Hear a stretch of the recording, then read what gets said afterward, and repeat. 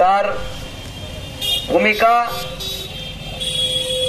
Hawker যাতে ব্যবসা করতে পারে তার সেই প্রচেষ্টা, সবটার জন্যই আমরা যৌথ কমিটির পক্ষ থেকে তাকে অভিনন্দন জানাচ্ছি।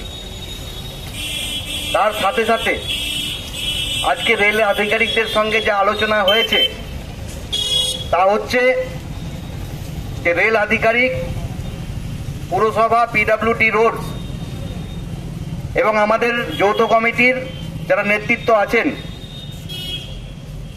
সকলের উপস্থিতিতে রাজ্য সরকারের জায়গা এবং রেলের জায়গার যে ডিমার্কেশন তা মাপা হবে। তার পরবর্তী সময়ে আলোচনার মধ্য থেকে এই সমস্যা মেটানো হবে। সুতরাং আপনারা যারা ব্যবসা যেভাবে করছেন সেভাবেই করবেন, এটাই মূলত হচ্ছে আজকে আলোচনার বিষয়।